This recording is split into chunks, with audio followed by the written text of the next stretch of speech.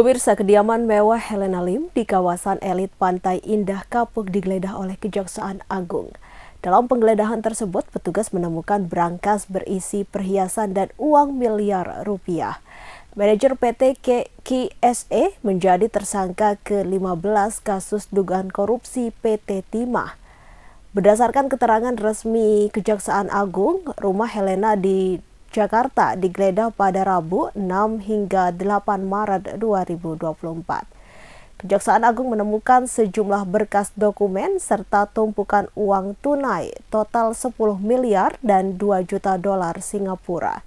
Selain itu, Kejagung juga membongkar brankas berisi uang tunai dan perhiasan pribadi Helena Lim.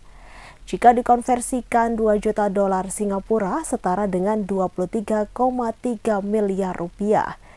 Jadi jika di total 10 miliar dan 23,3 miliar, maka sekitar 33 miliar uang yang disita Kejaksaan Agung. Namun Kejaksaan Agung tidak menyita perhiasan-perhiasan tersebut karena tak berkaitan dengan kasus korupsi ini. Kejaksaan Agung hanya menyita dokumen dan uang yang ada di sana. Seluruh barang bukti yang disita diduga kuat berhubungan atau sebagai hasil tindak korupsi.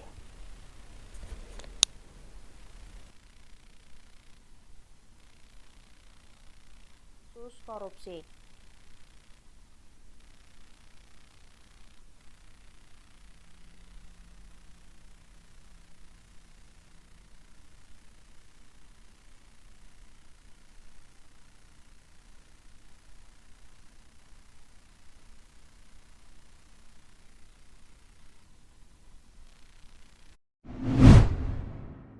Pemirsa, ribuan warga Yordania kembali berunjuk rasa di dekat kedutaan Israel di kota Amman pada Kamis 28 Maret 2024.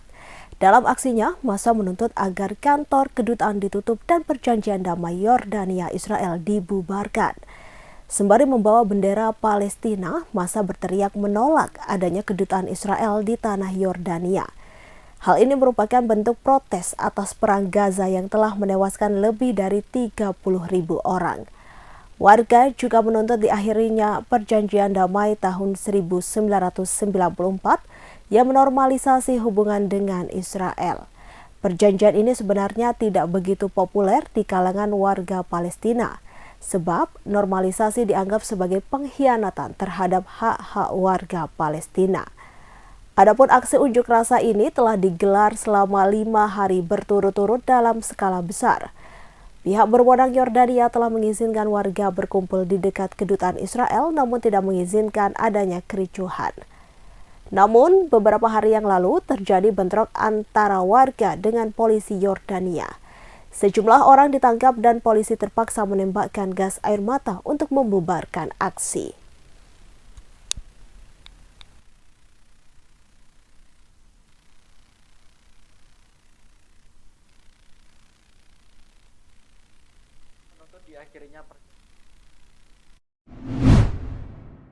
Pemirsa, Presiden Joko Widodo merasa heran karena proses penguasaan saham PT Freeport Indonesia oleh pemerintah tidak mendapat dukungan yang luas dari dalam negeri.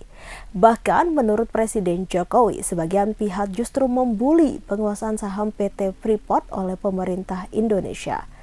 Hal itu diungkapkan Presiden Jokowi saat memberi sambutan pada Kongres ke-12 Himpunan Mahasiswa Buddhis Indonesia di Ancol, Jakarta Utara pada Kamis 28 Maret 2024. Kepala negara kemudian menjelaskan bahwa penguasaan saham PT Freeport oleh pemerintah Indonesia juga berlangsung bertahap dan memerlukan waktu yang lama. Sebab sebelumnya Indonesia hanya memikirkan saham sebesar 9% di perusahaan tambang yang berada di Papua itu. Kemudian dengan sejumlah upaya dan negosiasi, pemerintah berhasil menguasai 51% saham. Artinya, Indonesia menjadi pemilik saham mayoritas di PT Freeport. Presiden melanjutkan jika sebentar lagi saham Indonesia akan bertambah menjadi 61%. Itu artinya begitu naik 61%, nantinya 80% akan masuk ke negara Indonesia.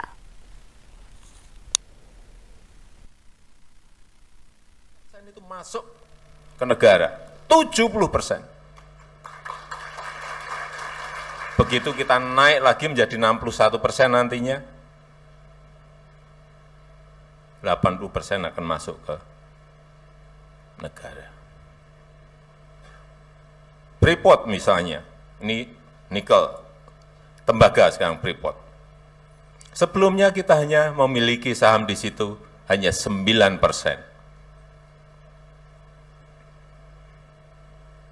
Kemudian kita ambil alih dengan negosiasi, sekarang sudah mayoritas menjadi 51%. Artinya Freeport itu bukan milik Amerika lagi, sudah milik Indonesia, milik negara kita. Jadi jangan punya ada bayangan di sini Freeport itu Amerika, sudah Indonesia. Sebentar lagi akan kita tambah menjadi 61% lagi. Dan pendapatan Freeport sekarang ini 70% itu masuk ke negara. 70%.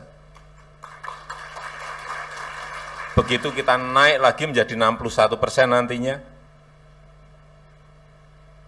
80% akan masuk ke negara.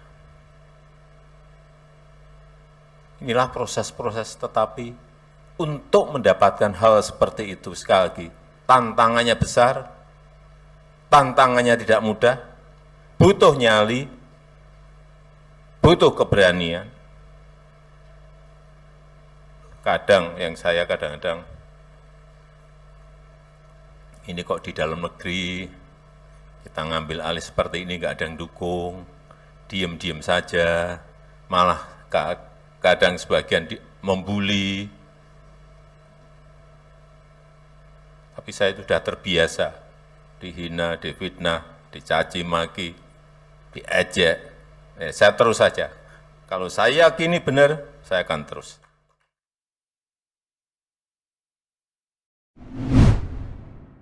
Pemirsa, ratusan santri di Pondok Pesantren Al-Fatah, Desa Temboro, Kecamatan Karas, Kabupaten Magetan, berbondong-bondong mendatangi masjid pada Jumat 28 Maret 2024. Setelah berbuka puasa, mereka menggelar sholat maghrib, sholat isya, hingga sholat tarawih. Berbeda dengan yang lain, terdapat kelompok jamaah sholat tarawih terlama, yakni hingga 8 jam. Dengan bacaan 30 juz Al-Quran, hatam dalam semalam atau menjelang sahur. Pelaksanaan ibadah secara berkelompok ini dilakukan di sejumlah masjid yang ada di dalam pondok pesantren tersebut. Salah satu pengurus Ponpes Al-Fatah Temboro, yaitu Ustadz Barli Musyadat, mengatakan jumlah jamaah semakin banyak jika dibandingkan dengan tahun sebelumnya. Menurutnya, ada juga dari luar negeri seperti Malaysia sebanyak 2 orang. Mereka sengaja datang hanya untuk mengikuti sholat tarawih terlama ini. Rencananya tahun depan mereka akan kembali datang ke pondok pesantren itu dengan membawa ratusan jamaah dari Malaysia. Dirinya menambahkan jumlah kelompoknya pun bertambah dari sebelumnya 10 menjadi 12 kelompok yang tersebar di sejumlah masjid di lingkungan pondok pesantren. Rata-rata para peserta ingin mencoba kesulitan sholat tarawih terlama dengan bacaan 30 juz Al-Quran hatam dalam semalam atau menjelang sahur. Sementara itu, salah satu peserta sholat tarawih Muhammad Samsudin mengaku sengaja datang untuk merasakan pengalaman baru. Sebagai informasi, tradisi sholat tarawih semalam suntuk ini sudah berlangsung lebih dari 10 tahun. Diawali dari kelompok kecil yang hanya diikuti beberapa jamaah saja, hingga akhirnya kini sudah ratusan jamaah yang ingin mengikuti salat tarawih dengan bacaan Al-Quran 30 juz. Kelompok yang 30 juz untuk tahun ini bertambah 2. Jadi biasanya tahun-tahun yang lalu ada 10 kelompok yang terdiri di berbagai macam tempat di pondok pesantren kita, dan imamnya dari yang sudah hatam. Nah, tahun ini ada 12 kelompok. Tapi yang paling rame dan ada dari orang luar umum yang sini, yang di sini. Yang kelompok-kelompok lain hanya santri aja.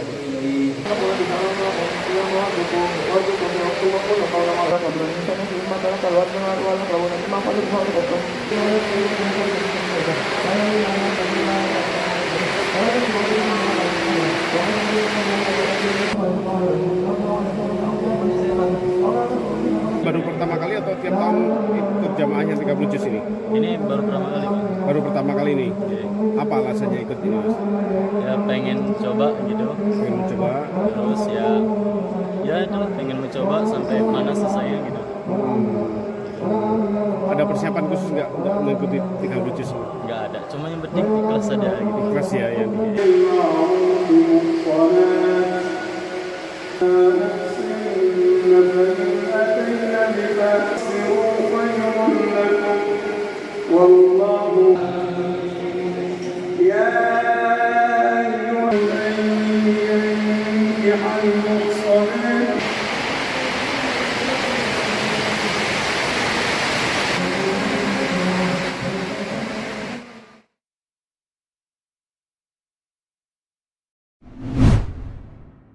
Pemirsa, akibat palang pintu dan sensor perlintasan kereta api rusak, seorang remaja berinisial A, 18 tahun tertabrak kereta api Sri Tanjung di perlintasan antara stasiun Mangli, Rambi Puji, Jember pada Jumat 29 Maret 2024. Remaja tersebut tewas di lokasi karena terseret kereta api Sri Tanjung sejauh 300 meter.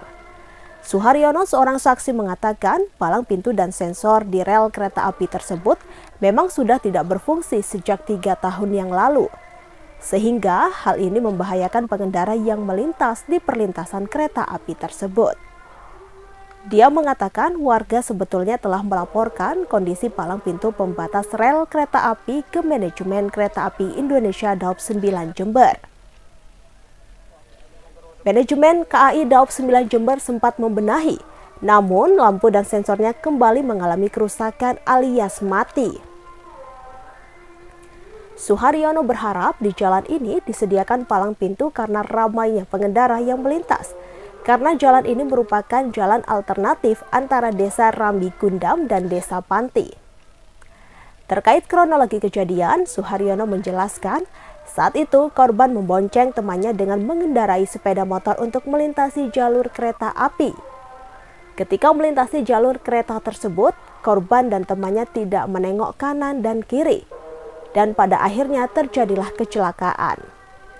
Menurutnya, teman korban yang dibonceng selamat karena berhasil melompat dari sepeda motor sebelum tertabrak kereta api Sri Tanjung. Sementara itu, manajer hukum dan humas Kereta Api Indonesia Daob 9 Jember, Cahyo Widiantoro, mengatakan kereta api Sri Tanjung yang menabrak pengendara sepeda motor tersebut terjadi pada pukul 9:40 waktu Indonesia Barat, yang merupakan kereta api relasi Ketapang Lempuyangan. Menurutnya, kereta api Sri Tanjung sempat berhenti akibat insiden tersebut untuk melakukan pemeriksaan rangkaian kereta setelah terbentur kendaraan sepeda motor.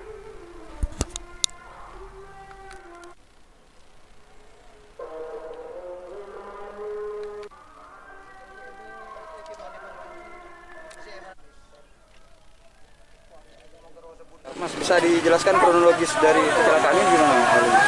Ya, kronologinya itu ada sepeda dari arah selatan menuju ke utara, kebetulan melintasi rel kereta api, tapi beliaunya tidak tolak-tolak sehingga telah terjadi kecelakaan. Ini palang pintunya apa akan ada lampu ini ya, Mas ya? Nggak berfungsi atau bagaimana sih? Untuk lampu memang sudah lama tidak berfungsi, sekitar 3 tahunan tidak berfungsi. Untuk sirine? Sirene juga tidak berfungsi. Sudah berapa lama ini tidak seperti ini nih, Mas? Ya, sudah 3 tahun lampu tidak hidup, lebih malah. Sudah pernah dilakukan laporan kepada Sudah pernah laporan hidup, tapi hidup lagi, tapi tidak lama lagi mati lagi. Dari warga sendiri gimana nih, Mas? Ya, kalau keinginan warga sini, ya keinginannya ya ada palang pintu atau yang lebih aman biar tidak terjadi kejadian kayak gini lagi. Pintu perlintasan ini tergolong ramai atau bagaimana ini, Mas? Oh, ramai, Mas, karena di sini jalur alternatif antara Desa Rambi Gundam dan Panti. Siap, nama lengkap, Mas? Suharyono. Pemirsa, putra Yusril Ihza Mahendra, Yuri Kemal Fadlullah, ikut membacakan eksepsi atau bantahan terhadap gugatan mengenai dugaan kecurangan Pilpres 2024, Kamis 28 Maret 2024. Dalam eksepsinya, ia menyebut permohonan yang diajukan kubu Ganjar dan Anies sama sekali tidak berdasar. Yuri menyebut dalil kecurangan yang digaungkan kedua kubu hanya dalam bentuk narasi. Padahal narasi tidak bisa menjadi bukti hukum dalam sidang Mahkamah Konstitusi. Oleh karena itu, Yuri menilai permohonan yang diajukan kubu Ganjar dan Anies semestinya tidak dapat diterima. Dan berikut berita selengkapnya. Bisa nggak itu diringkas saja, karena itu kan secara substansi sama dengan keterangan sebelumnya. Kita anggap itu sudah dibacakan. Baik, Yang Mulia. Kami langsung masuk kepada bagian kedua, eksepsi mengenai kompetisi. Mohon maaf. Permohonan kabur, halaman 31. Eksepsi, ya, permohonan tidak jelas, obskur libel karena terdapat perbedaan yang sangat esensial dan inkonsisten dalam konstruksi posita dan petitum permohonannya. Sebagaimana telah panjang lebar kami uraikan di atas bahwa pada dasarnya Undang-Undang 45 telah secara tegas memberikan kewenangan kepada MK untuk memutus perselisihan tentang hasil pemilu. Selain daripada itu, merujuk kepada norma pasal 22E ayat 6 UUD 45 menyebutkan bahwasanya ketentuan lebih lanjut tentang pemilu diatur dengan undang-undang. Adapun undang-undang yang dimaksud adalah undang-undang pemilu.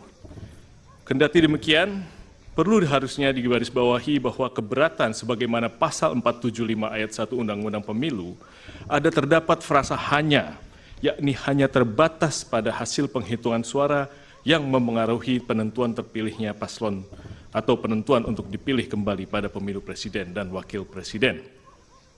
Bahwa sejalan dan senantiasa berpedoman kepada norma-norma yang berkenaan dengan kewenangan MK sebagaimana disebutkan di atas, kemudian melalui PMK nomor 4 tahun 2023, MK telah memberikan pedoman bagi tiap-tiap pasangan calon presiden dan wakil presiden yang merasa berkeberatan dengan jumlah hasil suara sah yang ditetapkan oleh KPU RI untuk dapat mengajukan suatu permohonan pembatalan atas penetapan hasil penghitungan perolehan suara oleh KPU RI dengan menggunakan formalitas dan sistematikanya yang ditentukan secara spesifik. Untuk selanjutnya tidak kami lanjutkan karena memang kami mengutip pasal 8 PMK nomor 4 nomor tahun 2023. Bahwa selanjutnya terkait dengan formalitas konstruksi permohonan pemohon sebagaimana termuat pada halaman 18 dan 19 permohonan, pemohon menyatakan bahwa hasil penghitungan suara yang diperoleh oleh pihak terkait menurut pemohon di 38 provinsi plus di luar negeri dengan jumlah 0 suara. Kesalahan perhitungan demikian didalilkan oleh pemohon dengan narasi-narasi adanya pelanggaran TSM berupa nepotisme dan pelanggaran prosedur yang merusak integrasi Pilpres 2024 dan merupakan pelanggaran terhadap asas-asas dalam pelaksanaan pemilu sehingga suara pihak terkait menjadi 0. Bahwa bila mana kemudian mencermati dan merujuk pada bagian petitum dalam pemohonannya, pemohon bukan memintakan kepada majelis hakim untuk menyatakan perhitungan sebagaimana yang benar menurut pemohon, akan tapi konstruksi petitum yang dilimitasi oleh PMK nomor 4. Akan tapi pemohon justru memohonkan kepada MK untuk mendiskualifikasi pihak terkait dan memerintahkan kepada termohon untuk melakukan pemungutan suara ulang. Sebagaimana permohonan petitumnya tidak kami sampaikan. Merujuk pada petitum yang diajukan pemohon di atas, setidaknya ada dua hal yang hendak pihak terkait tanggapi. Yang pertama, kembali merujuk kepada pasal 8 ayat 6 PMK nomor huruf B PMK nomor 4 tahun 2023. Pemohon memang di dalam posita permohonannya telah menyampaikan klaim hasil perhitungan perolehan suara menurut pemohon. Akan tetapi kemudian pemohon tidak meminta penetapan klaim tersebut di dalam petitumnya. Dengan demikian telah menjadi jelas dan terang bahwa permohonan yang diajukan oleh pemohon merupakan permohonan yang tidak selaras dan oleh karenanya menyebabkan permohonan menjadi obskur. Kedua, terdapat kerancuan dan kekacauan jalan pikiran serta redaksional di dalam petitum butir 3 permohonan. Pemohon meminta mendiskualifikasi pihak terkait dalam keputusan KPU nomor 1632 tentang penetapan paslon presiden dan wakil presiden tahun 2024 dan seterusnya. Sebagaimana yang kita ketahui bahwa dua keputusan KPU RI itu tidak terkategorikan sebagai suatu ketetapan yang masuk dalam ranah penghitungan hasil pemilihan umum. Apabila dua keputusan KPU RI tersebut hendak dibatalkan oleh pemohon, maka hal tersebut masuk ke dalam kategori sengketa proses pemilu. dan hukum telah mengatur mekanisme penyelesaiannya melalui Bawaslu sebagaimana pasal 466 sampai pasal 469 Undang-Undang Pemilu. Apabila putusan Bawaslu tersebut tidak diterima oleh pemohon, maka upaya hukum yang dapat dilakukan adalah dengan mengajukan gugatan pengadilan tun sebagaimana diatur pasal 470 sampai dengan pasal 472 Undang-Undang Pemilu. Bahwa berdasarkan uraian dan argumentasi yuridis di atas, pemohon tidak dapat memberikan pertimbangan yang konkret kepada Majelis Hakim Konstitusi yang mulia, sebagaimana marwah dari sengketa perselisihan hasil pemilihan umum. Oleh karenanya, telah cukup alasan bagi Yang Mulia Majelis Hakim Konstitusi untuk menyatakan permohonan yang diajukan oleh pemohon merupakan permohonan yang tidak jelas, obscure libel, sehingga beralasan hukum bagi Mahkamah Konstitusi untuk menyatakan permohonan pemohon tidak dapat diterima. Untuk menyatakan permohonan yang diajukan oleh pemohon merupakan permohonan yang tidak jelas, obscure libel, sehingga mohon izin Yang Mulia.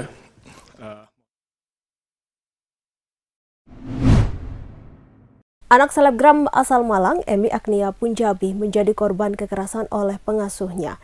Diketahui peristiwa itu dibagikan oleh Emi melalui akun Instagram pribadinya. Dalam unggahan tersebut, dirinya dengan nada marah meminta kepada semua untuk membantu mereport kisah pilu anaknya yang dianiaya oleh susternya berinisial I. Dalam unggahan tersebut, Emi menyertakan foto putrinya yang berinisial J, 3,5 tahun, dalam keadaan lebam di bagian mata serta luka di bagian telinganya. Dirinya juga menyertakan tangkapan layar isi chat pengasuh anaknya yang menjadi pelaku penganiayaan.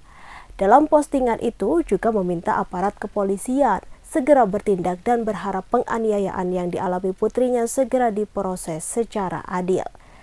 Pada Sabtu 30 Maret 2024, Surya Malang mencoba mengkonfirmasi langsung kepada Kapolresta Malang Kota, Kombes Pol Budi Hermanto. Kombes Budi menerangkan bahwa kasus penganiayaan itu sudah ditangani oleh unit PPA Satreskrim Polresta Malang Kota. Sementara itu, Kasat Reskrim Polresta Malang Kota, Kompol Danang Yudanto juga membenarkan hal tersebut. Pelaku telah diamankan dan masih proses pemeriksaan. Pelaku diketahui berinisial IPS berusia 27 tahun. Danang juga membeberkan bahwa pelaku IPS ditangkap pada Jumat 29 Maret 2024 sore di kediaman rumah orang tua korban di Perumahan Permata Jingga. Penangkapan IPS dilakukan setelah pihak kepolisian mendapatkan aduan melalui telepon dari orang tua korban yakni Emi Agnia Punjabi. Ketika itu Emi sedang berada di Jakarta dan berencana pulang ke Malang. Dalam perjalanan, Emi menelpon pihak kepolisian dan mengadukan perbuatan IPS. Petugas langsung menuju ke tempat kejadian perkara untuk mengecek langsung TKP dan mengamankan pelaku.